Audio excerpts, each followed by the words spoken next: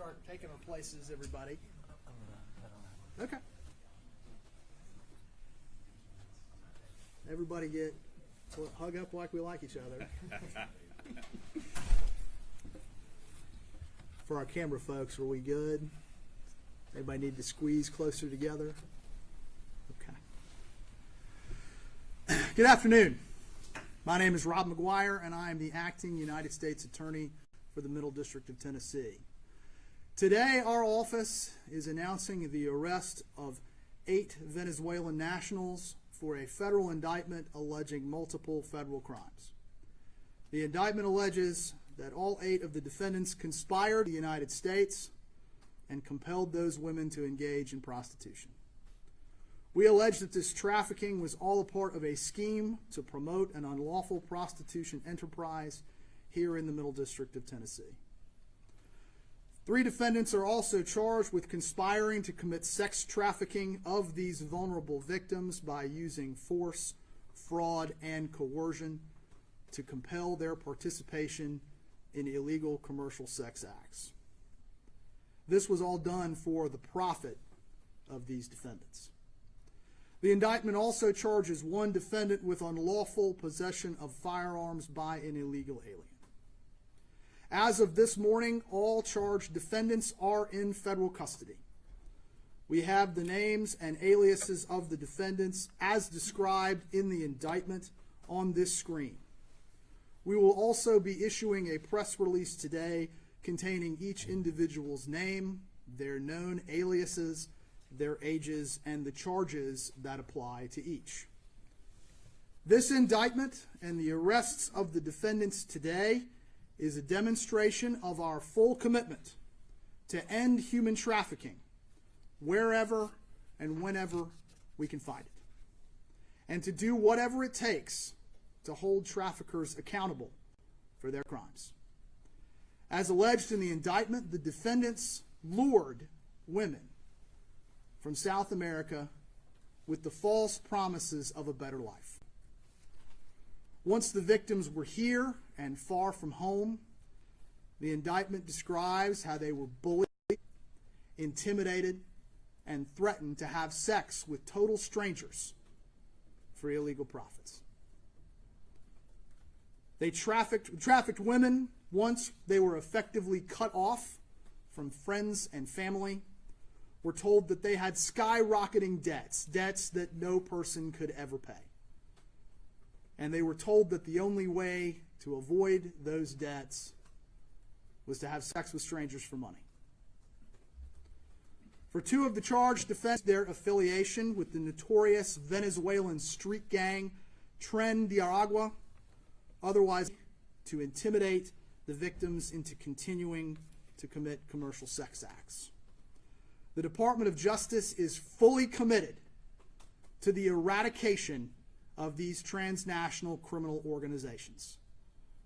And we will continually and aggressively. Specifically, the message that law enforcement is sending with this indictment is that human trafficking is an abomination. That we will find it wherever and whenever it exists, that we will recover the survivors, and that we will stop it once and for all. We will do whatever it takes to try to save the lives of whoever caused their suffering will be held accountable for their actions. This kind of effort does not occur without the excellent partnership between multiple law enforcement agencies. And in a moment, I'm going to ask several of our tremendous law enforcement partners to make remarks. But before I do, I want to introduce them to you and let you know that without their efforts, a day like this would not be possible. First, from the United States Attorney's Office for the Middle District of Tennessee, I want to recognize Assistant United States Attorney Brooke Schifferle, who is the head of our Organized Crime Division, and Assistant United States Attorney Ben Schrader, who is the head of our Criminal Division.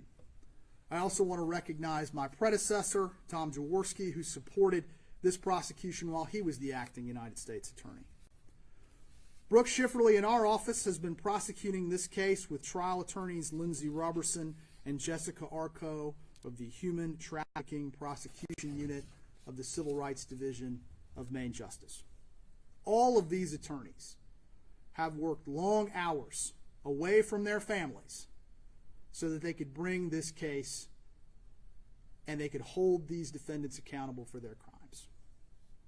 I'm also honored to recognize the leaders of the law enforcement agencies who played vital roles in the success of this investigation. I want to recognize Special Agent in Charge Raina Saud of the Homeland Security Investigations. I want to recognize Director David Roush of the Tennessee Bureau of Investigation, Chief John Drake of the Metropolitan Nashville Police Department, Special Agent in Charge Joe Carrico of the Federal Bureau of Investigation, Special Agent in Charge Jim Scott of the Drug Enforcement Administration. Most importantly, I want to recognize the men and women of these law enforcement agencies who worked tirelessly for months and even years to make this investigation successful and to try to hold these offenders accountable. It was their boots on the ground that led to this day. Now I'm going to ask our law enforcement partners to give remarks, after which I will try to answer whatever questions I can. First, I'd like to recognize Special Agent in Charge Saud to come forward and make her remarks. Thank you, Rob. Good afternoon. HSI Nashville's office, alongside our federal, state, and local partners, is strongly committed to interagency collaboration to combat growing public safety threats wherever they may be, including those involved in violent crime, such as Tren de Aragua, TDA, and MS-13, working with our partners to successfully investigate and prosecute these heinous gangs.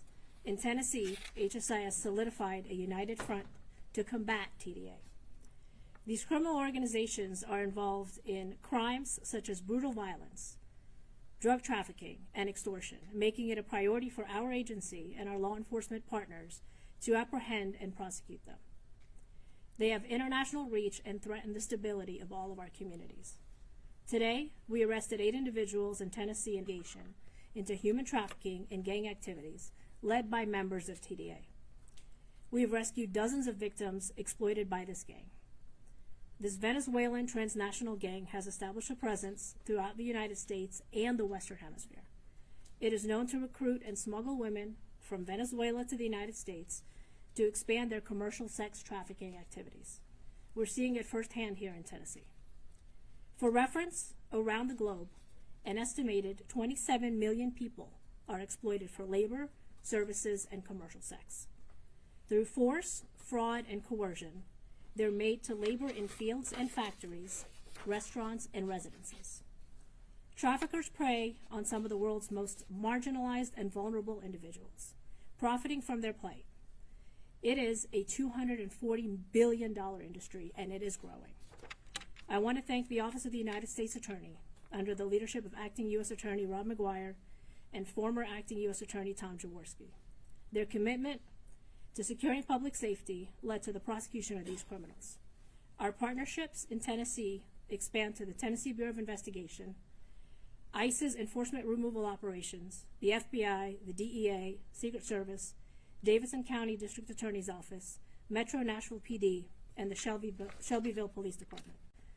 Fighting the threats posed by these organizations through recent coordinated efforts across the United States has resulted in the arrest of numerous members of TDA and MS-13.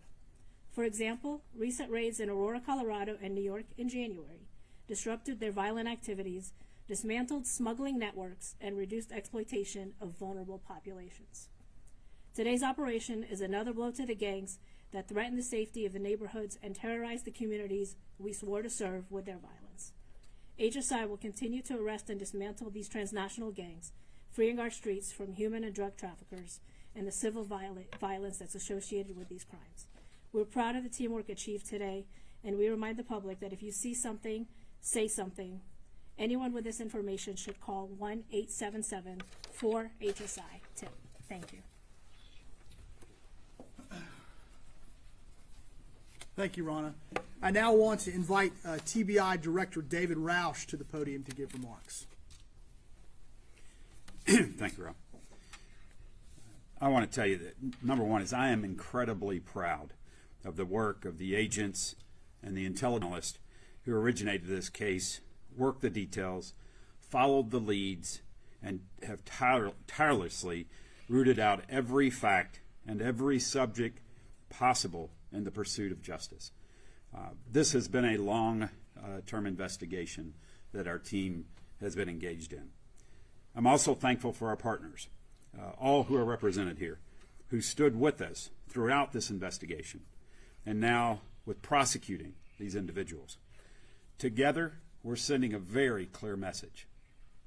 We will not stand by and allow TDA or any criminal organization to get a stronghold in Tennessee. They are not going to be here. They will not be allowed to commit crime here. We will hunt these bad actors down. We will dismantle them. And we will work with every tool that we have under the law to hold these violent criminals absolutely accountable. For my fellow Tennesseans, rest assured, this is an ongoing cooperative work involving our Tennessee chiefs and sheriffs throughout the state. Together, we are working to protect and improve the safety of our communities in the volunteer state. Finally, at TBI, our work on trafficking does not stop because there is more of it out there. This is work that matters, and this is work that relies on quality tips. You can learn the warning signs and what to do if you spot them online at ithastostop.com. Thank you. Thank you, David. I'd like to invite FBI Special Agent in Charge Joe Carrico to give remarks.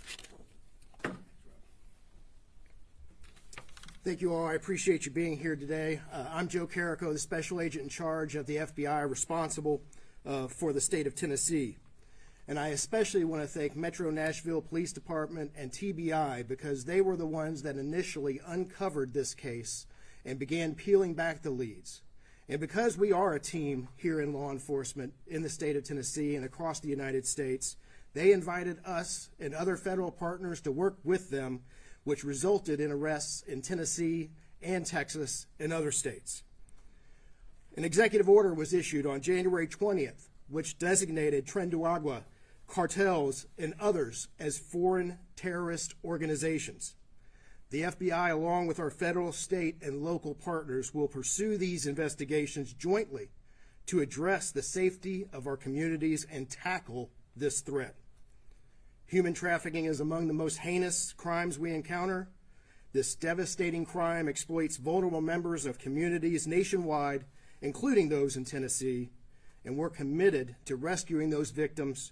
The FBI wants to remind the public, as all of our partners do, that those who wish to report incidents of human trafficking or suspected human trafficking can contact their local police agencies, state police departments, state agencies, the local FBI offices here in Tennessee, or the FBI's National Threat Operations Center at 1-800-gov.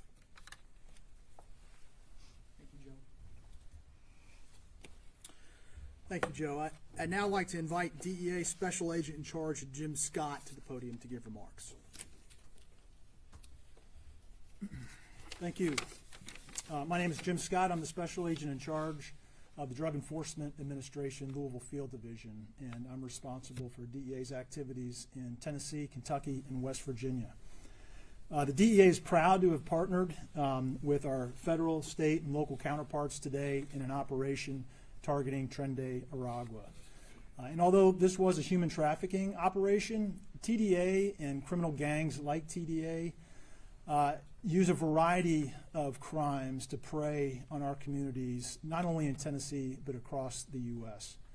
And the men and women of DEA will take every opportunity that we have to partner with police, not only in Tennessee, and prosecutors, not only in Tennessee, but across the U.S., to help knock the TDA train off its tracks and to keep our community safe.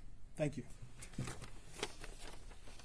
Thank you, Jim. I'd now like to invite Chief John Drake of the Metropolitan Nashville Police Department to the podium to give remarks. The trafficking of human beings is abhorrent to all of us. Modern day form of slavery. I want to be clear. Our police department will always make human trafficking investigations a priority of our police department, regardless of where a suspect is from. I'm grateful to our federal, state, and the Metro Nashville Police Department. I'm also thankful to U.S. Attorney Rob McGuire, TBI Director David Roush, and all of our federal partners for their commitment to carry out these types of investigations. The persons indicted in this case are accused of recruiting and then tricking women from Venezuela and other countries into accepting their offer of passage into the United States. Once here, we believe those women were forced into commercial sex trade to settle their outrageously high travel debts. One of the defendants is even identified as an enforcer who would stay with the victims in Nashville area hotels to ensure they did not flee and follow the rules. Two of the defendants are accused of using their ties to the Venezuelan gang Tren de Aragua to scare women into complying with their demands. TDA is known to be inherently violent and has been a strong concern of mine since being briefed by the gang's activities by the New York City Police Department last year. Frankly, we suspect TDA in some of our active, ongoing investigations involving sex trafficking. The TDA criminal presence anywhere in the country is a threat to public safety. All of us standing here today are determined to send a clear message through arrest and prosecutions that violent gang activity, regardless of who commits. Thank you, Chief. All right, I will try to take and answer whatever questions I can. I'm sure you are all veterans of this kind of event. There are a lot of questions I won't be able to answer based on the fact that we have to go forward with the criminal case. But to the extent that I can answer questions, I'm happy to try to do that at this time. Yes, ma'am. You mentioned several states, Texas, Tennessee. Was there any additional state? And can you confirm the number of women who were part of this organization? Right, so we've described the defendants who are arrested today. Some were arrested here in Nashville and some were arrested in Texas. I'm probably not going to get too deep into where they were arrested, only just to sort of protect the integrity of the case that we have. But we'll also provide, I feel like you have to copy them down right now. Yes, sir.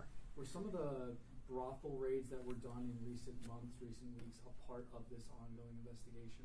Well, what I can tell you is that sex trafficking is a priority of our office, of the Justice Department, and of all the law enforcement agencies that you see represented here. I'm not going to comment specifically on what was connected to what, but what I can tell you is this is a huge priority of all the people that you see in front of us. We are constantly trying to investigate and disrupt these commercial sex trafficking rings, whether they are connected to a transnational criminal organization like TDA or whether they're two guys in a trailer park. It really doesn't matter to us. We were going to find the people who are involved in this, and we are going to put a stop to it. Yes, sir. How did y'all confirm the members were a part of Tren de Aragua, and can you share what defendants were members? So we've described in the indictment the specific allegations related to that, and to summarize, that at least two members of this conspiracy described their ties to this organization as a way to intimidate the women who were the victims of the trafficking. In other words, they were using the sort of specter of their affiliation with TDA and would have known exactly what a TDA. Okay, which two defendants?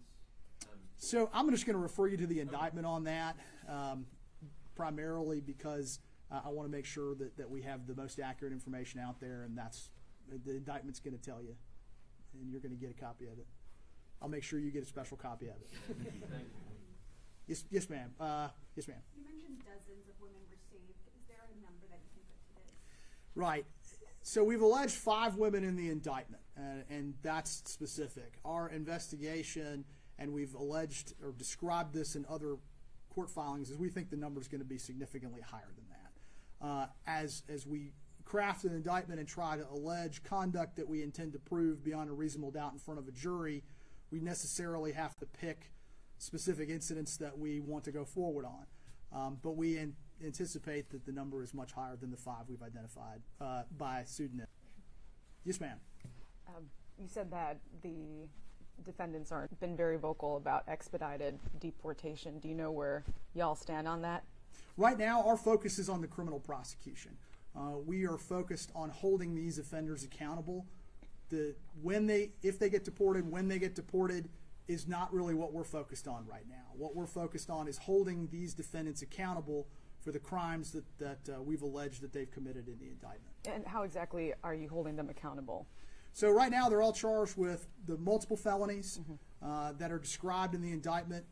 Those felonies carry prison terms, and so that's how we would be trying to hold them accountable, is to seek the appropriate punishment if we're able to prove our case to a jury at the appropriate time. That's the accountability that we're trying to seek. Okay, thanks.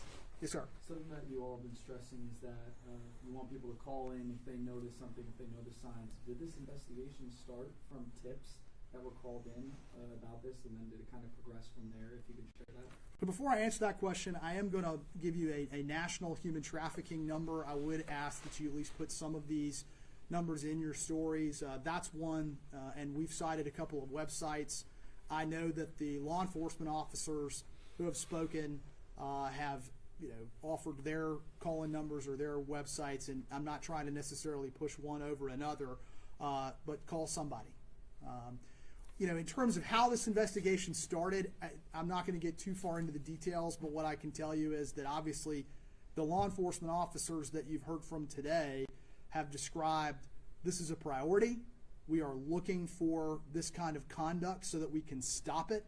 We do, in investigations like this, rely on tips from the public or from survivors who come forward or from families of survivors who describe what's going on in their loved one's life.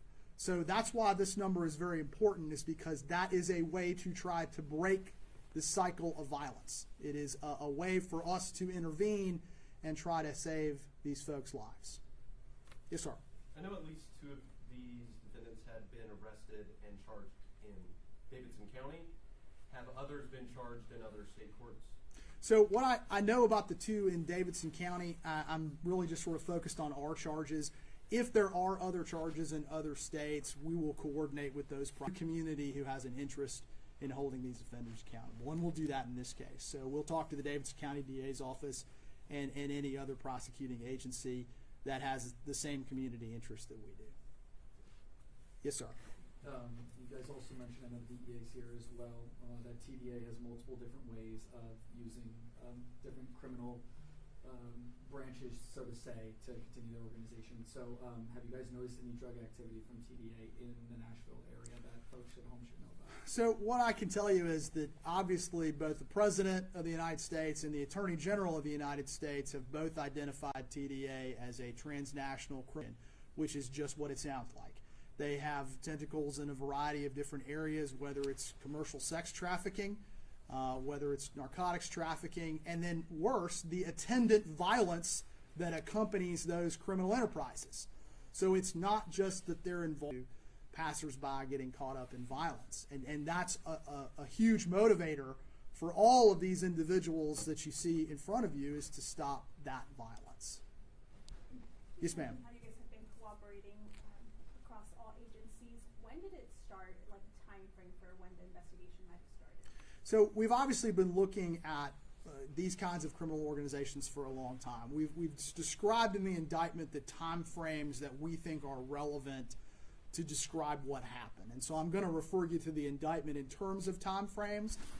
When you started to ask the question about how long we've been working on these things, I think I've been friends with most of these folks for a long, John Drake, I remember when he was like a supervisor at a precinct and I was an ADA a long time ago. So there's a lot of law enforcement experience, and we've all worked together for a long time, and we're all focused on the same mission, which is try to keep people safe. Yes, ma'am. Another detention that you are doing, do you have like a leader that is working here in Tennessee? If you can confirm that, or you're still working on that?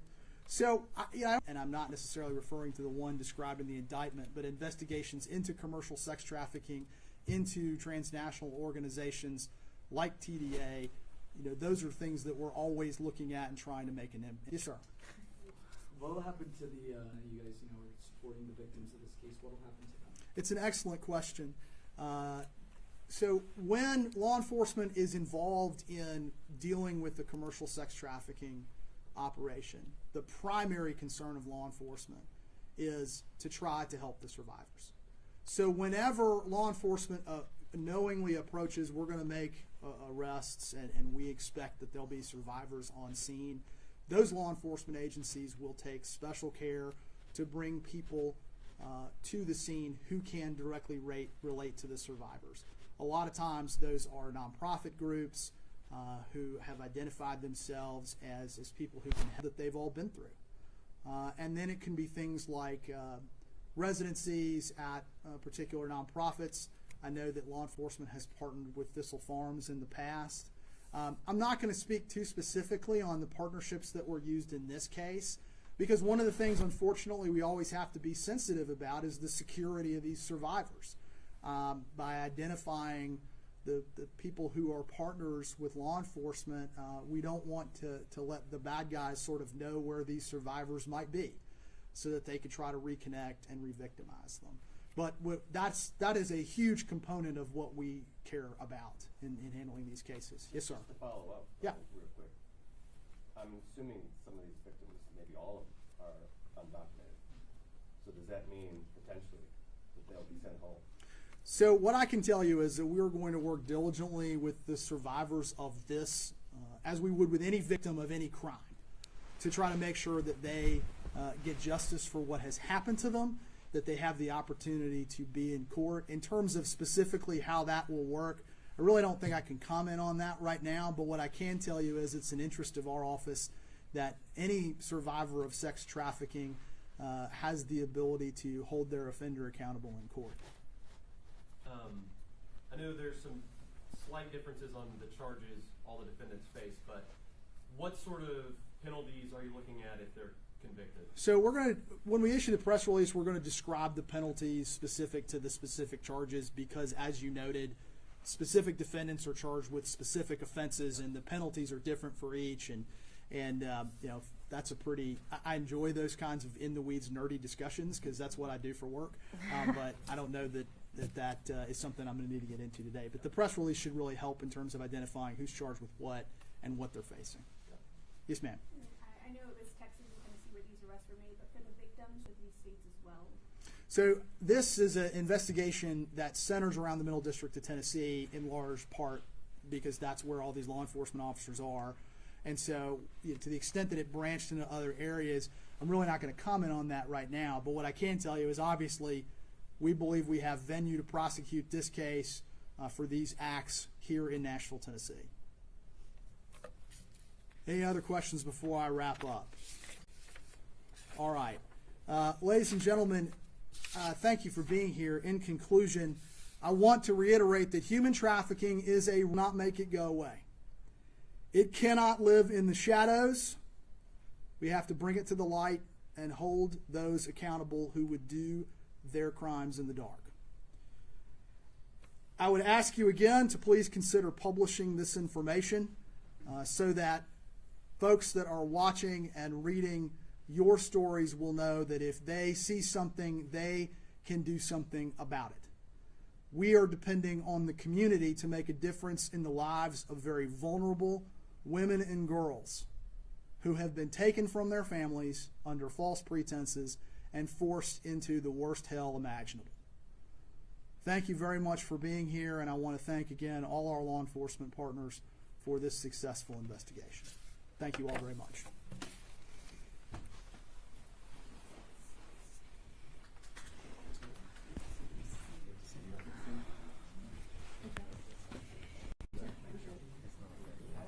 It's an indictment. We have to get it.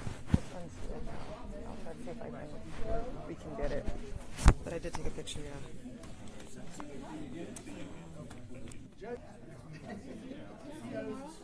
Have a safe trip. Thank you.